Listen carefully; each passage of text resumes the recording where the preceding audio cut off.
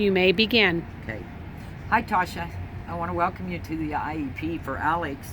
I want you to know that we're not only going to talk about Alex's weaknesses today and how we can help him with interventions. I want you to know that we're going to talk about his strengths because Alex is a wonderful child. At the end of this IEP, I want you to know that I'm going to ask for your concerns and how we're going to address those for you and Alex. And so I want you to feel free to stop me at any time. Okay? The purpose of this IEP meeting is to discuss Alex's performance on 3 different assessments that I gave him this year. The first assessment was an informal assessment, and I chose the Fry Instant Word Criterion Test. The second assessment is a norm reference test, known as the Woodcock-Johnson 4. Remember, I had you sign a permission form for that. So I administered that one. It is an achievement test based on comprehension. And the third assessment was given to measure AC's oral reading fluency, and that is a curriculum-based assessment, and I used one called the Ames Web Plus. Okay, I have a copy of all the assessments here, and I want you to look with me while we go through the data on how Alex scored. Okay, we're going to start with the informal assessment, and if you'll turn to page 5, right here you can see the data. Okay, as you can see here in February, I gave him a list of words, and Alex pronounced 55% of the sight words correctly. Okay, in March I gave it again, and he pronounced 81% of the words correctly, and in May he's at 99% of the words correctly. I'm so proud of him. So if you will turn to page 6, you can refer back to that. You'll be taking those home if you want to show your husband.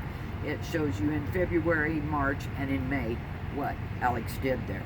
Okay, so the next one is the norm referenced test. And if you'll turn to the very back page, we'll look at this bell curve graph. Okay? And this is his performance level.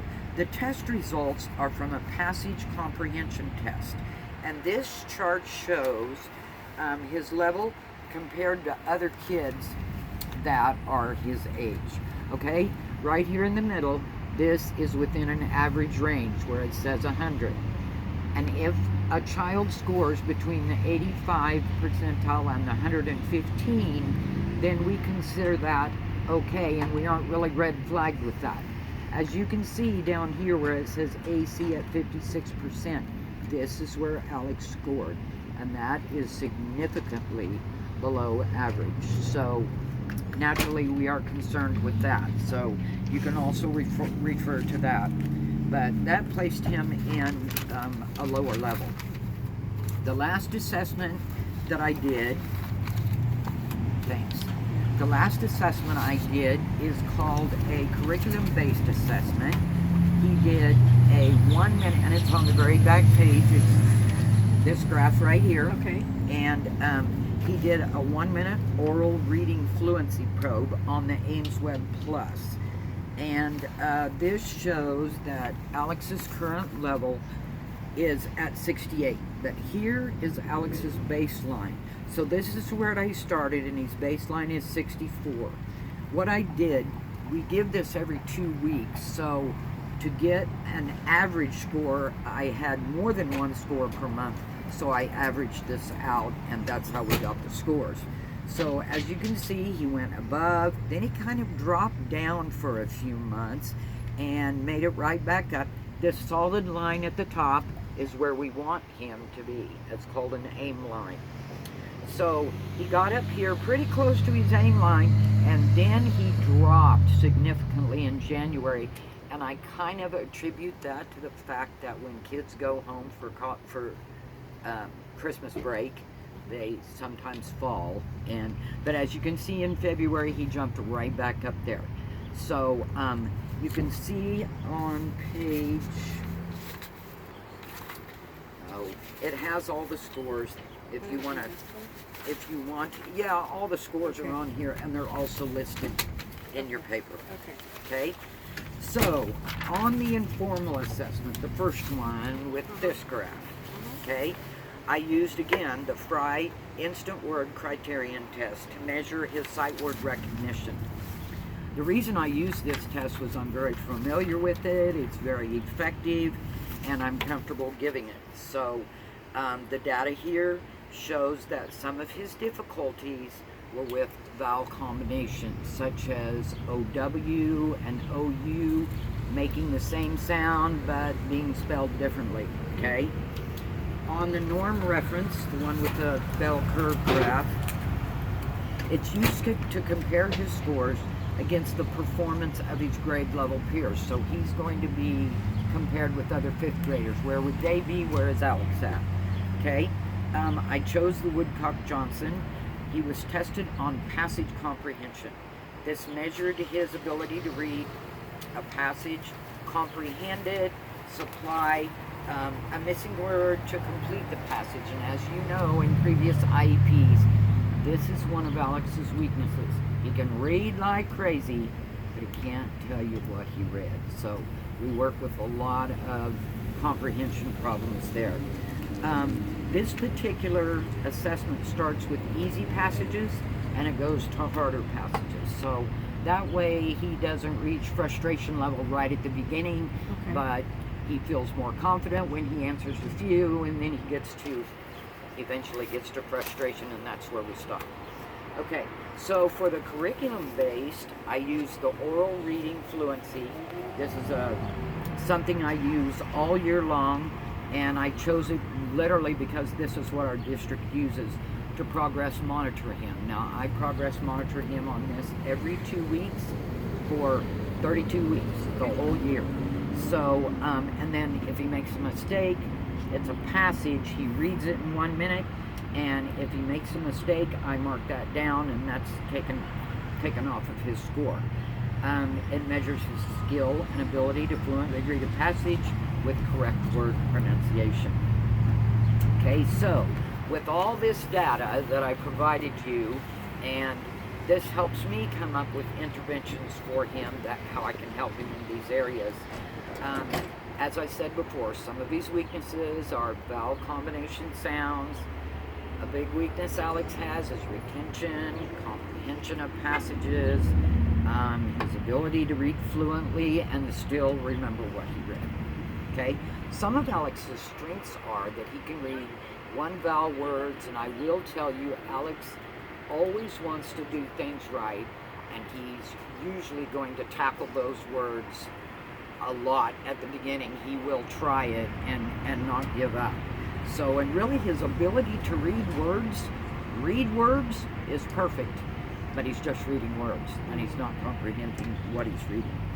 So, if you want to pull that data out again for the 4 SMART goals, the first one is the informal, and remember this is the vowel sounds, combinations.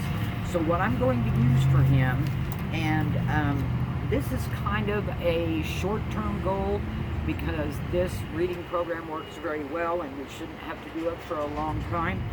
So it teaches vowel sounds and combinations, and due to Alex being tongue-tied, speech problems, he has problems with making sounds, and this particular program shows you what to do with your mouth to make those sounds. So I think it will be very effective with Alex. Another short-term, what a goal for Alex, what I would like him to do is correctly pronounce 3 to 4 words out of that Fry list criterion word list. Another short-term goal, and you and I have talked about this, and it isn't uncommon for special ed kids, that Alex seems to think that I need to do everything for him. So what I'm going to do is I'm going to talk to Alex and say, look, when you get an assignment, I want you to try this 3 times on your own, okay? If he reaches frustration and I see that he's really trying and he still needs help, then I'm willing to step in and help him. But, you know, I always tell him, Alex, I'm not going to be here for you the rest of your life. You've got to try this yourself, okay? Okay, now I have a couple of long-term goals. They will begin in July of this year, and they will continue through the IEP year.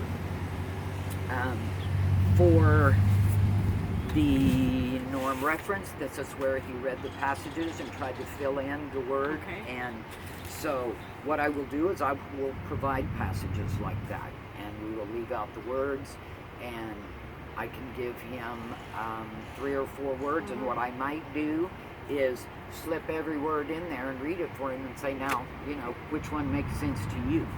So there also is a picture representation by those, so if we practice those over a period of time, So what's the goal going to be for him on that one? Beginning July 14th, he Okay. will read a closed passage, provide the correct missing word 4 out of 5 times. Okay, with the picture. Okay, the third one is for the curriculum based, where he's reading the 1-minute passage. 4 minutes Okay, left. How I will do that, and then again, this is a long term goal.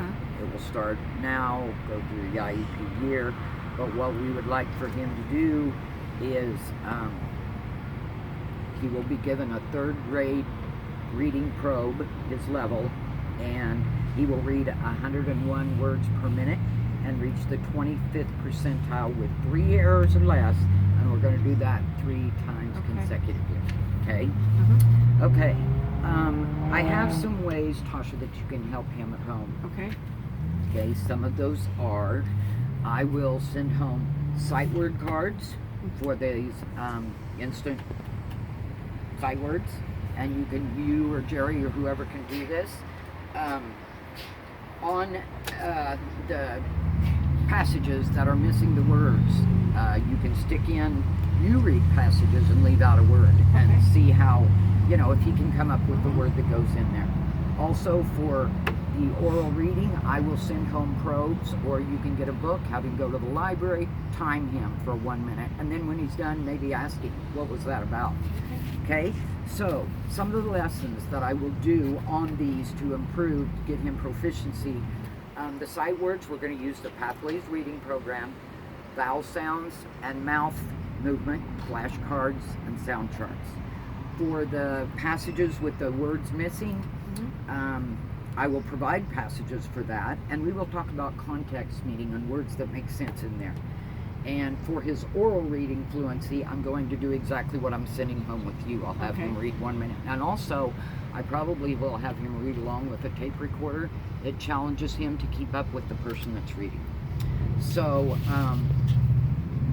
as far as I'm concerned, Alex is doing fairly well, but we have a lot of areas of concern, and but I have things in place that I think are going to help him. Do you have any concerns? Not at this time. Okay. Thank you for being very informed. Yeah, thank you. Thank you for coming. Yeah.